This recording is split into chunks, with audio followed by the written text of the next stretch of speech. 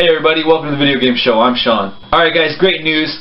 Infamous for PlayStation 4 and Titanfall for Xbox One are both gold right now. That means that they are ready to ship. There is no more development needed.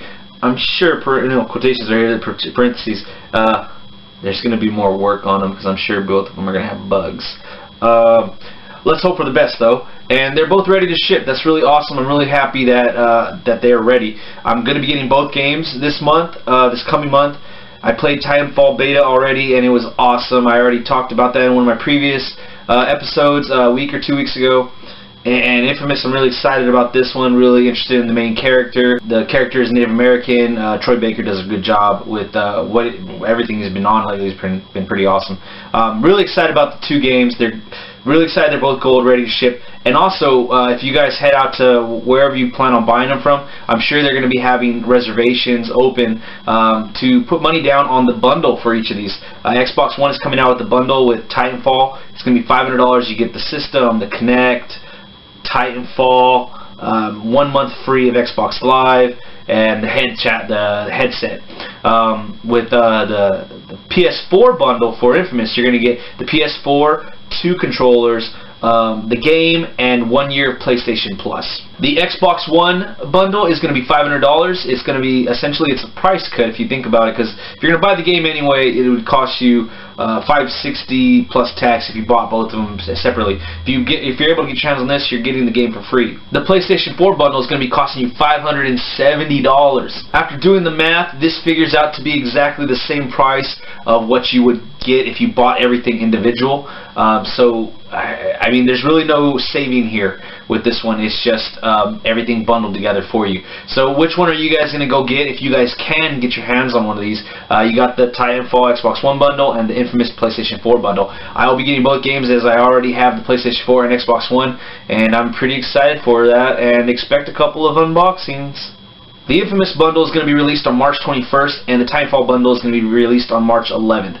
On March 11th, Xbox News is there's going to be an update. As I spoke of this before, there's going to be an update that's coming out with Titanfall, and with this update, it is now going to start allowing you to use Twitch streaming from your Xbox One to Twitch. I'm really happy about this. They need this, and with this aspect, with this app, it's really going to help sell a lot of Xbox Ones. There are a lot of people out there that want to get into the Twitch world. I know I do. I've been waiting for this to happen. I do have a Twitch account, but I haven't used it yet. And so I'm hoping with this, hopefully I could give you guys a few videos of me sucking terribly at Titanfall, and you guys would all have a good time watching that. Alright guys, so South Park Stick of Truth is coming out later on in the year, and I'm excited about this game. From what I've seen, all the little video clips, the gameplay, it's made me more interested in it. When it first was announced, I wasn't too interested in it, but now I'm really, really interested in it. And there has been some news, some headlines regarding the game, is that in Europe and Australia, there are certain sections that are going to be censored. These notable sections are going to be 2 abortions, one where the player is having an abortion done on him, and the player does an abortion on character Randy, and then there's going to be 5 scenes of anal probing. You see this quite often in Australia. In Europe, you don't see this all too much, but you still see it a little bit here and there, but more often in Australia. This really sucks for the game and the creators. I mean, because it is supposed to be like a raunchy comedy type of game, and it seems like they are now having their hands tied behind their backs. I think that with a mature rating label on the game, people should know, they should understand what comes with it. And it does say sexual content, nudity, things of that nature. So why is that not enough? Why do they have to go in and alter the game? This could be good. This could be good, and it could be bad for the game. In those areas, they might sell more now because it might even, be viewed as less of a derogatory or just dirty game, and maybe more people will be willing to let their younger, maybe teenagers, play the game. This could also be bad because people could just look at this as a way of the game is being toned down and not going to be what it was meant to be. So there are a lot of issues on this one, and let me know where you guys stand on it. Do you guys think they should be censoring these games like this? Should they be forced to be taking out these scenes? or should they be allowed to leave them in with that mature rating, with the label stating what is in there?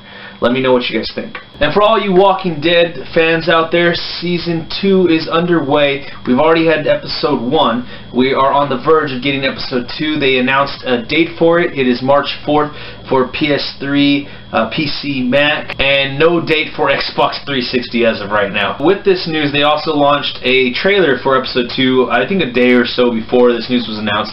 So check out the trailer. I'll put a link down below. I'm really pumped for this one. I'm really liking what Telltale Games is doing right now with The Wolf Among Us and the Walking Dead series. I just wish they'd get us this stuff faster. And some of the biggest news going down this week has to do with Congress and some political views regarding video games. The GOP is proposing a new structured proposal for research and development, tax cuts for manufacturers in America.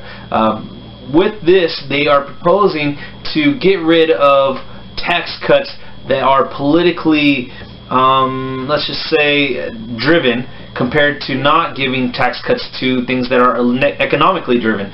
So what they would want to do with this is give the tax cuts to the things that are economically driven, that are going to bring in money to America with new products and things of that nature. But that excludes violent video games. So if you're making violent video games, they're not going to let you fall into that latter category, which really sucks, because regardless of whether you think violent video games are bad or not, they are going to fall in that latter category. Video games are going to fall in that category. Video games, the industry is a billions upon billions upon billions of dollars a year industry. The fact that you have a lot of these old fogies in Congress, in political positions, that they get to decide for the country, you know, oh, violent video games, they cause violence, oh, they cause people to kill each other, oh, they're not good for anybody, we're not going to give them the benefits of these tax cuts. Well, that's not right, in my mind. If you guys don't think it's right, contact your congressman. Have them support something that's contrary to this. Have them, you know, try to put your voice out there. This is not right. I don't think it's right at all. They are essentially crippling us when in the video game industry. When you think about the American studios compared to Canadian, European, anything foreign, those will always have the upper hand because they have permanent tax cuts for research and development. So this is a bit of big news right now. It's the House Ways and Means Committee is the main people behind this, and hopefully this doesn't go through. Hopefully it does not pass, and hopefully we don't have to deal with this in this manner. Hopefully they can make some changes to it and accept the fact that video games are here and they're here to stay. And a lot of us gamers, you know, we can be known for making our voices very loud, and I think this is something that we should make our voices very loud for. Alright guys, I have a bit of a video game of the week this week. I've been playing it all week. I've been you know, going back and forth from a few games over the last month or so, but this one I've been playing this week, and I've been trying to get through it. It is Tomb Raider, the Definitive Edition. It came out last year on the other consoles, Xbox 360, PS3, and this year it came out on Xbox One and PS4. I was able to pick it up, and I'm playing it, and I gotta say I am straddling the fence with this one right now. I think some of the action is very cool. I like the bow and arrow. It really has a nice feel to it. Some of the guns, they're a little questionable. They're not as sharp as other you know, games with other third-person shooters, I say, but also first-person shooters. It's not as clean and sharp as with some of the guns. The bow and arrow is very nice, very clean, very precise, and you feel like you're causing damage. I really like that. The graphics, beautiful, beautiful graphics, beautiful graphics. All the CGI cutscenes, they definitely look like they were made for the Xbox One, PS4. I haven't played it for PS3, Xbox 360, so I don't really have a set in my head of what 360 would look like, but it does look a shade higher than other things like I've seen on the Xbox 360 or PS3. So I'm liking that about it.